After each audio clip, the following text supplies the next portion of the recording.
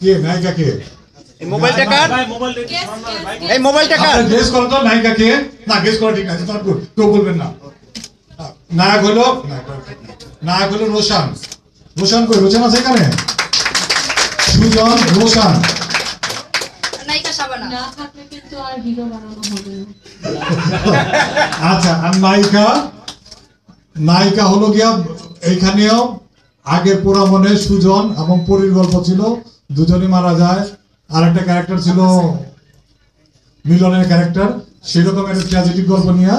এবং নায়িকা হচ্ছে আমাদের এই বাচ্চা মেয়ে পূজা থেরি। আসো আসো, আপনারা সবাই আমার প্রথম ছিল ভালোবাসার রং। যারা দেখছেন মনে আছে কিনা জানেন, একটা বাচ্চা একটা মেয়ে, ছোট্ট একটা মেয়ে পণ্ডিত টাইপের একটা ক্যারেক্টার করেছিল চশমা চোখে। তখন আমি জিজ্ঞেস করি, তো বাচ্চা একটা মেয়ে চশমা পরে কেন, চোখ কম দেখে নাকি? বলে দিন একটা অ্যাক্টিং এর জন্য দেওয়া হয়েছে। যাই সেই মেয়ে এখন বড় হয়ে গেছে নায়িকা হিসাবে, যাদের মাধ্যমে অভিভূত হচ্ছে এবং যাদের তার ম্যানেজমেন্টের দায়িত্ব পালন করবে। তো পুরামন্ত আমরা রাফি ডিরেকশনে প্রথম ছবি তার পুরামন 2 আমাদের এই নায়িকা নতুন বরের জাদু যুক্ত হলো। সে আগে জাদু ছিল, তবে মানুষ তাকে বেশি চিনে ছোট হিসাবে। সো এখন দেখা যাক। আচ্ছা, এই উপলক্ষে নায়িকা কিছু বলো। ফার্স্ট অফ অল আমি ধন্যবাদ দিতে চাই জাজ মাল্টিমিডিয়াকে এন্ড আজিজ ভাইকে। আজিজ ভাই যে আমাকে তারপর আমার 2 ছবির জন্য পছন্দ করেছে। ও সরি থ্যাংক ইউ মহাপু। সেজন্য আমি অনেক অনেক অনেক বেশি কৃতজ্ঞ। আমি চেষ্টা করব তার মান রাখার জন্য, শুধু চেষ্টা করব, হতে চাচ্ছি না, আমি তার মান রাখবই। It's my promise. Thank you. আর হলো গিয়া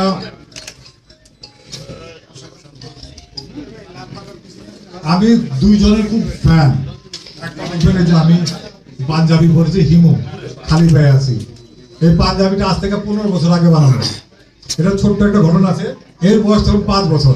কাপড় কিনেছি 2টা, এটা কিনবো, দুজনে ভিক্ষা করবো রাস্তায়। আসলে পাঞ্জাবিটা বানাইছি। বানানোর পরে এর আর আম্মু বুঝাইছে, তুই এটা বানাইস না, বাপ দিস না, সত্যি ভিক্ষা করতে নিয়ে যাবে। সে কান্নাকাটি আরম্ভ, তার আর পাঞ্জাবিটা বানানো হয় না। ফাইনাল আমি বানাইছি, হিমুর মতো চলার চেষ্টা করি মাঝে মাঝে। সো আমি হুমায়ুন আহমেদ স্যারের একজন ভক্ত, আরেকজনের খুব ভক্ত ছিল কাজী আনোয়ার হোসেন। কাজী আনোয়ার হোসেনের মাসুদুর রহমান আমি অসম্ভব ভক্ত, অসম্ভব ফ্যান, এবং তার প্রত্যেকটা গল্প আমি বলতে পারি। সেই একটা বাংলা চল, যেমন আমাদের বিদেশের ছবিতে দেখেন সুপারম্যান, মানে কি বলে সুপার হিরো আছে। সুপার হিরো কারা? স্পাইডারম্যান, ব্যাটম্যান, তারপরে সুপারম্যান, এগুলি আছে। ইন্ডিয়াতে আছে কিছু দেবতা আছে, তাদের সুপারম্যান। বিভিন্ন দেশের নিজস্ব সুপার হিরো আছে। কিন্তু আমাদের দেশে কোনো সুপার হিরো তৈরি হয়নি, বাট সুপার ক্যারেক্টার তৈরি হয়েছে কিছু। তার ভিতরে একটা হলো হিমু, আর একটা হলো মাসুদুর রানা। সেই মাসুদুর রানার আমরা রাইট কিনে আনছি কাজী আনোয়ার হোসেনের কাছ থেকে। এটা খুব ডিফিকাল্ট ব্যাপার। ভালোবাসার রং যখন তৈরি করি, তখন ওনার কাছে গিয়েছিলাম রাইট চাওয়ার জন্য। উনি অসম্ভব রাগ করলো রাইট চাওয়ার কারণে। কারণ সেই মাসুদুর রানা আগে ছবি তৈরি হয়েছে, যার তার মন মতো হয়নি। তারপর আমরা তো চুরি বিদ্যা ওই প্রথম থেকে শিখে রেখে তার গল্পটারে ঘুরে ফিরে চুরি করে ভালোবাসার রং তৈরি করলাম।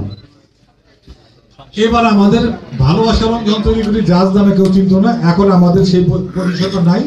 কাজী আনোয়ার হোসেন উনি বললো উনিও যাদের একজন ফ্যান, এবং জাজ মাল্টিমিডিয়া উনার গল্প নিয়ে ছবি করতে যাচ্ছে। উনিও খুব খুশি হলো এবং উনার সাথে কন্ট্যাক্ট হলো। আমরা আগামী 7 বছরের ভিতরে মাসুদের 3টা ছবি বানাবো, পরপর 3টা ছবি।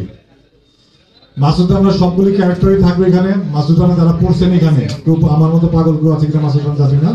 মাসুদ রানা একটা হিরো, তার নায়িকা থাকে সোহানা সবসময়, তার বস থাকে মেজর জেনারেল রাহাত খান, তার ভিলেন থাকে কবির চৌধুরী। প্রত্যেকটা ক্যারেক্টারই থাকবে এবং অনলি 3টা মুভির জন্য উনি রাইট দিচ্ছেন। এর আগে কাউকে দেয়নি। অনেকে গেছে, অনেক চেষ্টা করছে রাইট আনার জন্য, কাউকে